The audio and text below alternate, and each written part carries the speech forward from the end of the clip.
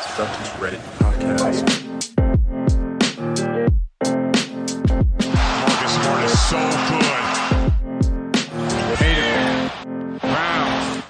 Got it. Shot three. Hello and welcome to the Celtics Reddit podcast. Ben Vallis here. Thank you for joining us. Hope you're doing well. Some classic off-season content for you today in the form of our annual Celtics Trivia Bonanza. This time a conference-based battle, the winners of which will face off in the finals. Today our Southern Conference featuring perhaps the most important Australia versus New Zealand matchup of our time, maybe ever. Let's firstly welcome our contestants from Newcastle, Australia, Jackson, aka Rickman Lives. Jackson, how's it going? Yeah, really good, man. You said there were no stakes and I was all relaxed. Now it's the giant trans-Tasman battle that I now have to psych myself up for. So, Oh, that was before recording, man. Now we're getting serious. yeah, true. Hey, good of you Australians to show up to this particular one. I mean, we had to go to all the other finals without you these days. We've heard from him already, our New Zealand correspondent, Joe, aka No Scroats McFly. Joe, how's things, man? How's life on the farm? Yeah, no, she's good, mate. She's good. We're definitely get a little bit more tired than normal, but early starts. But no, I've enjoyed it, man. Nice little change of pace, eh? Yeah. Nice little change of pace. Great use of the off-season. Good to hear it. Yeah. All right, well, look, before we get into it, there really are no rules, but there are some vague guidelines very quickly. So it's 1 point per correct answer. The person, obviously, with the most points wins. 5 rounds, roughly 4 to 5 questions per round. The 5th round, though, is the Phil Pressey speed round. 10 questions, all worth 2 points each. So anyone can take the game late in the fourth quarter there, if you will. Some questions will be multiple choice. Some questions will not be multiple choice at first, but I'll offer some choices if both of you are struggling to answer. There will be bonus questions that appear sporadically. They're harder and worth 2 points and are not multiple choice. And just buzz in when you think you know the answer. If you're wrong, the other person will get a chance to answer and we'll go back and forth from there. Jackson, can we test out that buzzer of yours, please? All right, coming right up. It is... Looks like all of Australia. Great. And Joe? This is ridiculous. All right, awesome. Thanks to Big 3v3, Burner for Celtics, Burner for Design, Spinexel, and Can't Handle the Truth 34, and President Brad Stevens for their trivia question ideas and suggestions. We went to the people of Celtics Reddit. We asked Joe and Jackson to not check that very thread where those ideas were submitted. So we're very thankful for that. Hand on heart, I've not done. I've definitely stayed clear. I would sooner, of course. I would sooner die than cheat on an amateur podcast. No chance. I figured you guys were good for it. We're coming to this quiz with clear eyes and full hearts. So I got to give a big thanks to you / Big 3v3 in particular, who reached out after the last trivia show and was like, "Let me know when you guys are doing this. I've got some content," and they delivered. So a lot of these in particular are from that user. All right, we're going to start with round 1, the general trivia round. Question number 1. Let's get into it. How many 5-foot square panels composed the parquet floor of the Boston Garden? Is it 200, 256, 264, or 284? Looks like all of Australia. Jackson.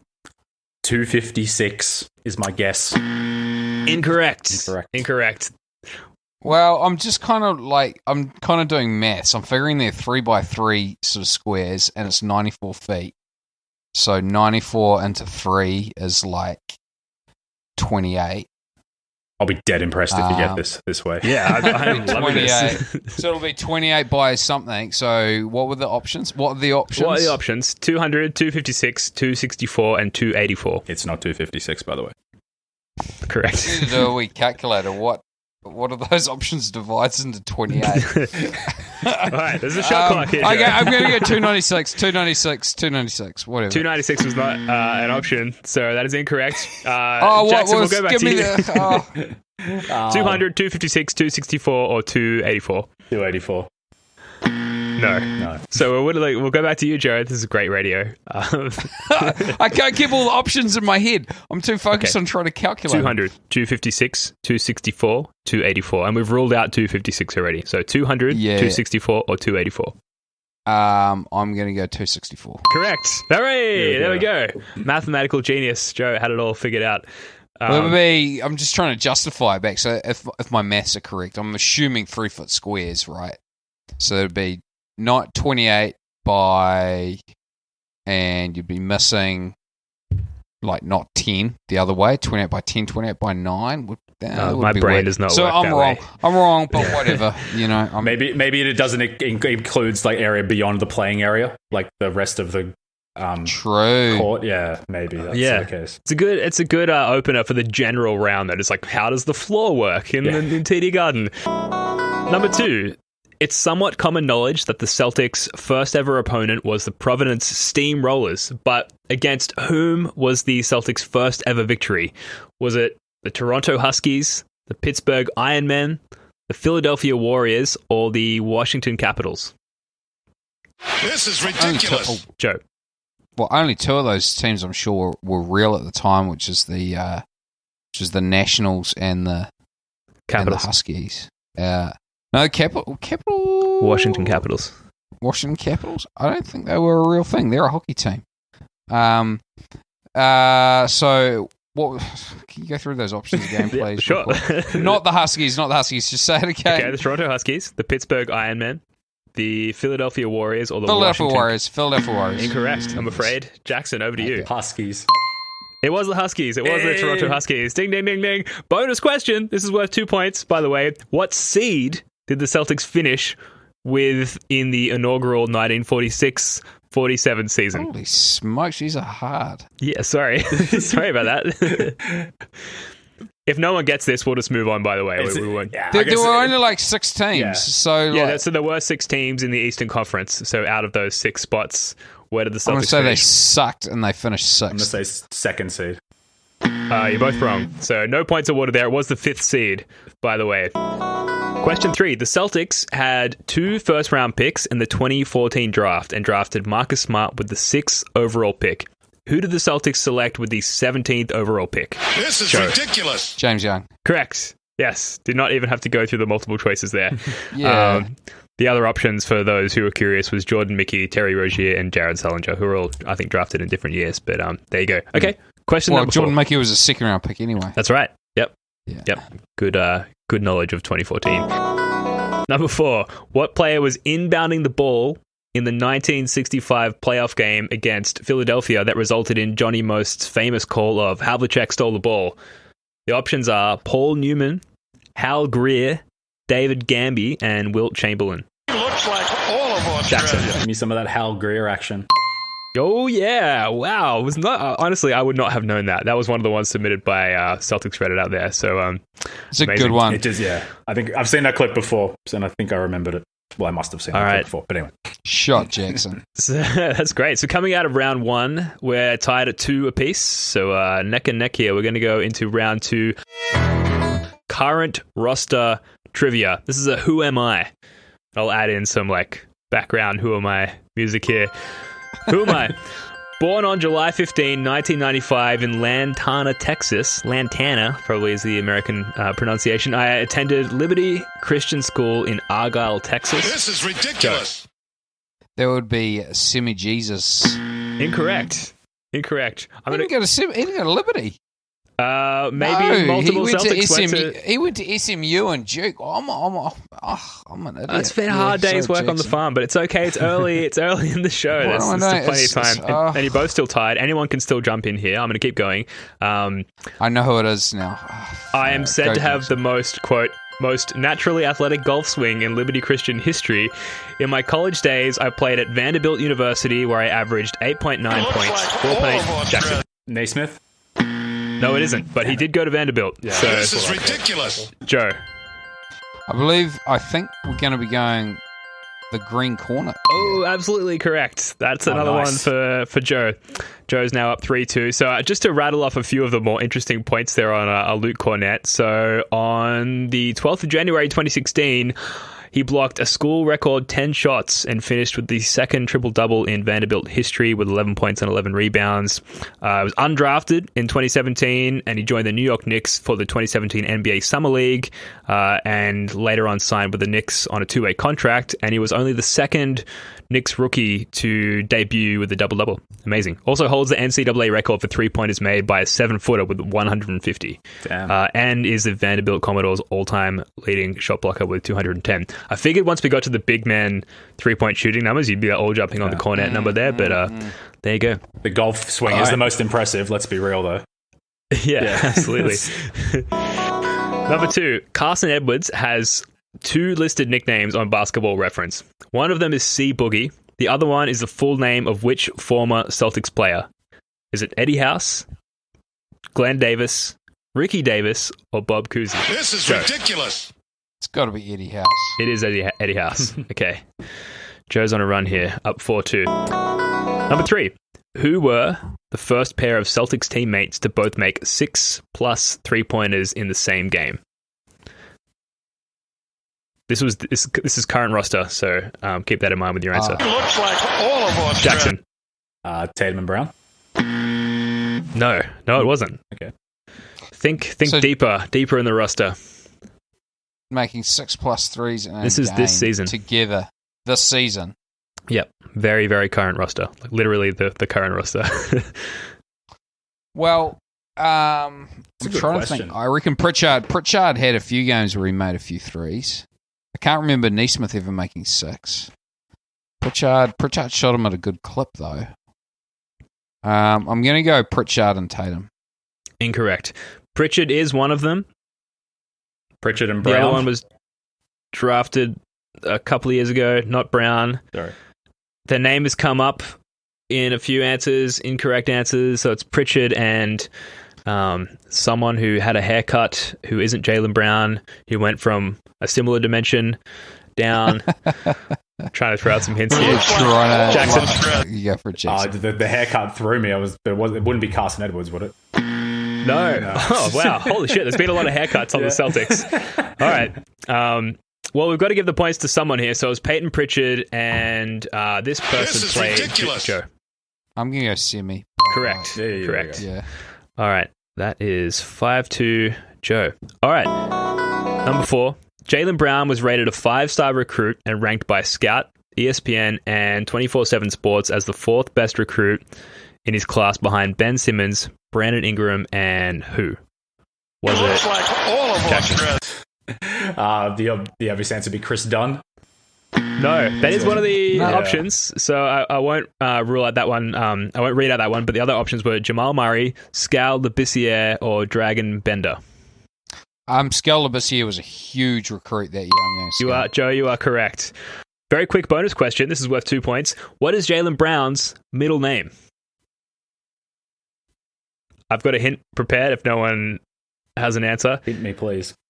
Okay, it is the first name of one of the Nemesis characters in Pulp Fiction. Maybe the Nemesis, the bad guy. Looks like all of us. Marcellus? Correct. You Holy are correct. shit, really? All right, there you go. Yeah. There's a bonus question, 2 points. You're now only down by 2. Yeah. Amazing. Wow. Fantastic. Great combined Celtics and Pulp Fiction knowledge there. That's exactly what we were about here on the Celtics Reddit podcast. Good show. My Venn diagram. That's my crossover. That's right. All right. Question number 5 of the current roster round. Jason Tatum was one of several athletes featured on a packet of Ruffles chips this year. What flavor of chip was Tatum the packet athlete for? The options are salt and vinegar, sour cream and onion, honey soy chicken, or flamin' hot barbecue. You could, I feel sorry for you that you don't get to answer this question because I know you got sent some. Yeah, shout out to La Bird for sending The me artist formerly known as Labra. maybe the only pack of said chips in this country, and I was looking at them today as part of the inspiration for this part of the quiz. This is ridiculous. Joe, I don't know, but I'm going flaming hot barbecue. you are correct, sir. Oh, well All done. right. I feel Well like done indeed. anyone who listens is going to be maddest at us for not knowing that one than anything else so far. It was Yeah. very topical for a while. Do they even have salt and vinegar chips in the States? It's sort of like, I guess they probably do, but it also feels like a bit of an Antipodean or like an English culture thing. You know, like vinegar on your fish and chips or something like that. Yeah, I have no idea. That's an I interesting haven't question. seen them in the wild Yeah. in the States. Nor Yeah, have I get seen in the sour comments. cream and Tell onion. us. Yeah, let us know. We're dying to know down here. All right, so coming out of round 2, there's 3 rounds to go. Joe is up 7-4. So pretty close game here. Anything could still happen. We're going into round 3. This is Coach Trivia. Going in with question 1. Who is the only NBA head coach to beat Red Auerbach in an NBA Finals series while Red coached the Celtics? This is probably the hardest question in the whole quiz. 3 options. Alex Hannum, 1958, St. Louis Hawks. Fred Schaus, 1960, Los Angeles Lakers. Or Jack McMahon, 1962, Chicago Zephyrs. Well, I know it's going to be. Sorry, we lost the finals against St. Louis, so there would have to be Alex Hannum. You are correct. Yeah, it's Alex Hannum. All right, another point to Joe. So just some quick trivia there on Jack McMahon of the Chicago Zephyrs. He was actually fired partway through the season after starting with a 12-26 record, and he was succeeded by Bobby Leonard, who then went 13-29. So if you're wondering, why you haven't heard of the Chicago Zephyrs, that's partially the reason why I think half these teams were made up. It's just showing my lack of historical Lakers knowledge. in particular are completely made up. Yeah. Yeah. All right. Number 2 of Coach Trivia round 3. Most fans are pretty comfortable with their knowledge of the Celtics' recent coaching history. Ime Udoka, Brad Stevens, Doc Rivers, Rick Pitino came on the scene in the late 90s, and of course Red Auerbach held the position from 1950 to 1966. Outside of those guys, things get a little blurry. There were 2 coaches between the Rick Pitino and Doc Rivers tenures. One was John Carroll in 2004 only. The other was... This is ridiculous. Jim O'Brien. Correct. All right, Joe's starting to streak a little ahead here, Jackson. He's going Joe's currently all up Brooklyn 9-4. Nets on me. Yeah. He is. Yeah, you're off to a good start. Things were looking hot in the first hey, quarter. Brooklyn Nets, you saw what happened. I might pull a Hemi. Come up lame. I mean, Jim O'Brien. I didn't know much about him, to be honest, because it wasn't really in the League Pass era. He coached from 01 to 04 with a 139 to 119 record. During the 03-04 season, O'Brien consistently fought with Celtics general manager Danny Ainge over short-term versus long-term goals. And Danny Ainge was looking to completely redo the roster and traded Eric Williams and Tony Batty, 2 of O'Brien's favorite hardworking players, in December of 03. And as a result of the conflict, O'Brien shocked everyone in the Celtics community and just flat out resigned. In January 04. I think that was the Ricky Davis trade. He traded. Kedrick Brown was in that trade as well for Ricky Davis, who we really rehabbed nicely. Ricky Davis was quite good for us, I thought. Yeah, I'm definitely one of the more standout players of that era, of which I guess there were few, but he's a name that comes up consistently. All right, number 3. In terms of overall win percentage, who was the Celtics' least successful coach? This is ridiculous. Emil Carr. Correct. Correct. Sorry, Jackson. We're going to lay one up for you don't be soon. sorry. Don't be sorry. Emil Carr, he went 48 and 116 between the 95 and 97 seasons for just a .263 winning percentage. Bonus question, worth 2 points. Who was the official team captain of the 96 team coached by Emil Carr? This is ridiculous. Joe. Okay, I'm just going to run through the options that I've got in my head. I've got David Wesley, like D. Brown, and Rick Fox. I'm going to go with Rick Fox. You are correct. 2 additional points for Joe. We're still at a point where Jackson could come back. We've got that Phil Pressey speed round coming up. But Joe, you're proving you've got the knowledge here. Absolutely was Rick Fox as the official team captain in 96 there. Then he left and signed with the Lakers. He did, bastard.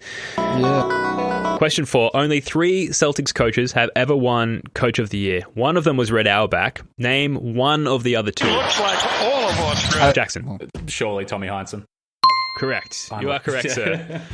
Yeah. I was going to say, I was going to go after a point of clarification. Was it as Celtics? Yes. Because Doc Rivers, yes. I'm pretty sure, won in 99-2000. The worthy ask for clarification there, but yes, as Celtics. No, Jackson was quicker on the buzzer. Yep. So Tom Heinsohn, any idea who the other one was? This isn't a bonus question. I'm just curious. I hadn't heard of him before doing these questions.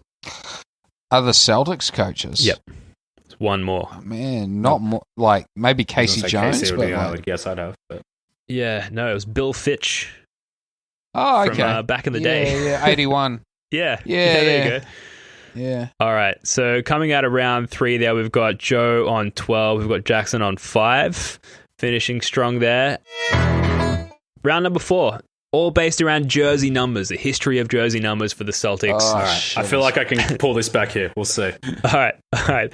Question 1. What 4 players have donned the jersey 99 for the Boston Celtics? Quickly, if you can name all 4, 2 points. 2 or more gives you 1 point. Jackson, you buzzed in first there. Jay Crowder and Taco Fall are 2 of them. Yes. I'm blanking out, though. No, those are the only 2 that came to mind. 2 more. One person I know of, the other person I had never heard of before. So, Joe, if you can get the other 2, I'll award you a point. Amir Johnson was in the 90s, but I think he was just number 90. I think he was 90, yeah. Yeah, man, I got no idea. So one of them was drafted quite early in, I believe, the 2003 draft. Early in the 2003 draft. Yeah. There's a guy called Brandon Hunter who was drafted in 03. We drafted Kedrick Brown. In 03, we drafted Marcus Banks and Kendrick Perkins. And he wasn't drafted by the Celtics. Drafted by another Eastern Conference team. Not like Darius Songaila or something like that. No. Okay, so... Darko? All right. It was Darko. Hey, yes, absolutely. Yeah. So I don't think anyone's going to get the 4, so we'll give Jackson that 1 point. Sorry. Darko Milicic. Really? Yeah. We're 99 for us. 99 for the Celtics. That was when you said early in the 2003, I'm like, who was it other than the famous ones? I was like, well, it was him. Yeah, that's it. Yeah, the non-famous one. Number 2 in the draft there. Yeah. Apparently claims he was better than LeBron James. The other one was Roy Rogers, who I'm not particularly familiar with, but wore 99 for the Celtics. All right, point to you there, Jackson. You're now on 6 points. Joe's 12. Number 2, Jason Tatum and Avery Bradley are 2 recent Celtics players to proudly wear the jersey number 0, but the number 00 was retired to honor which player? This is ridiculous. Robert Parrish. Correct. Yep, the Chief. All right. Okay, moving on. Number 3. This is a who am I for 2 people, so it's a who are we.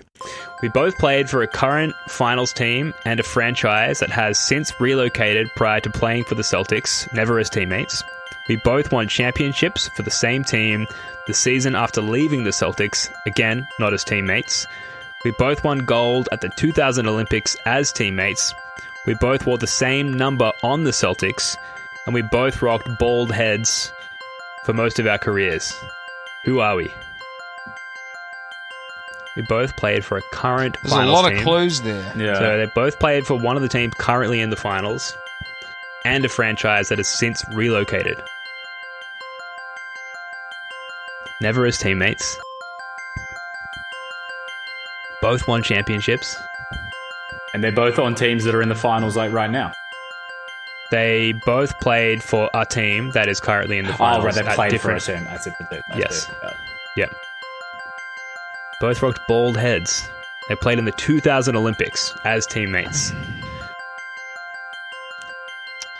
Well, can you run through those clues again, man? There's a lot going on there. Yep. So we both played for a current finals team.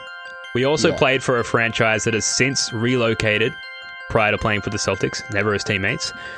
We both won championships for the same franchise the season after leaving the Celtics, again at different times, so not as teammates. We both won gold medals at the 2000 Olympics as teammates. We both wore the same number for the Celtics. Gary Payton's one. Gary Payton's definitely one of them.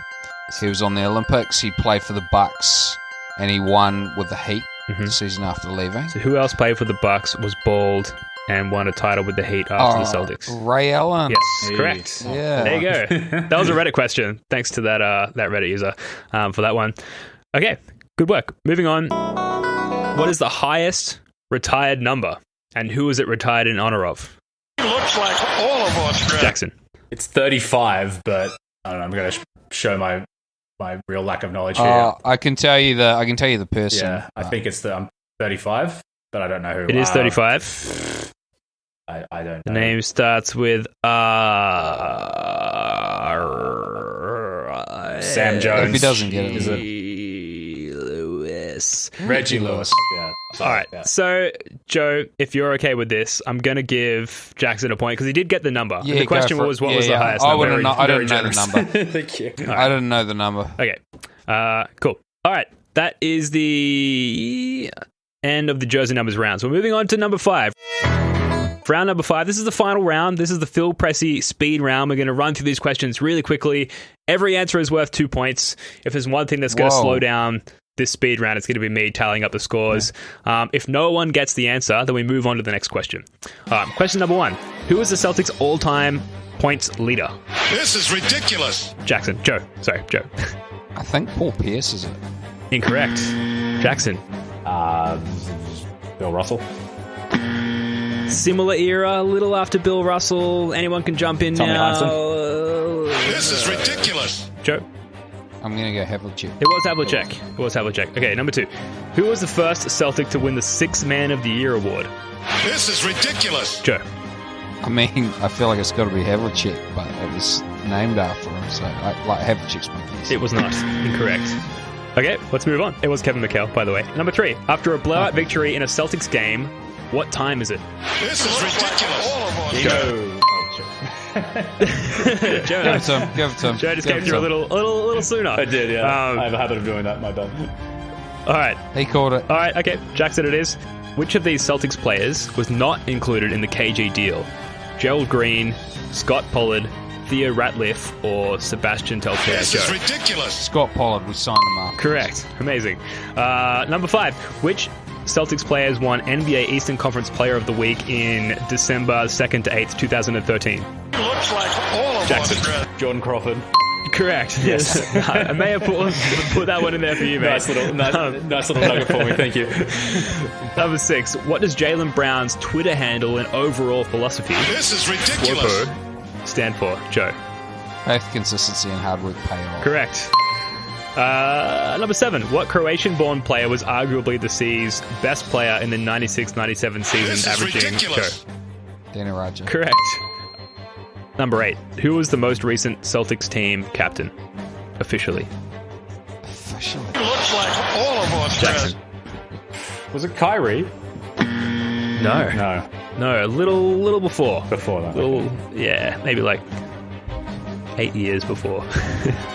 Man, I don't know that, like, they don't tell you these things anymore. It's really annoying. It's on Wikipedia. If it was like 8 years before, like the 09, which would be like Garnett and Pierce, I guess, you know. Okay, no points awarded. It was Rajon Rondo, the first. He came back from that injury after Brad Stevens started coaching, and they made him the team captain and then probably traded him away. Number 9. In the first round of the 1986 playoffs, Michael Jordan of the Chicago Bulls scored 49 points in Game 1 and a record 63 in Game 2. A reporter said that at that pace, he would score 77 in Game 3. What did Larry Bird say he would do if Jordan did indeed score 77 points? Anyone? It's obvious if you think about it. What did Larry Bird do? Jackson Scores 78. No, maybe it's not as obvious as I think. No, I was going to say, I've got no idea. The quote I remember is he said, I think it's God disguised as Michael Jordan or something like that. That's the Larry Bird quote you remember. That's the one I remember as well. But in this case, Larry Bird said that if MJ scored 77, he was going to retire. Number 10. How many titles have the Los Angeles Lakers won? Looks like all of us. Jackson. 12. Correct. You are absolutely correct. Correct. They have only won Correct. 12 titles for his 10th point there.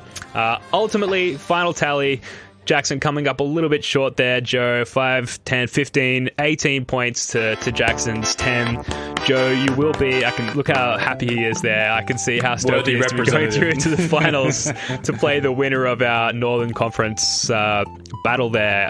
Guys, thoughts on that one? A little bit different from the round a year ago, right? The questions are maybe a little bit more difficult. I love some of those questions. I had no idea what they were, but I really enjoyed being asked them. No, there's some good ones. There's some real good ones in there. Yeah.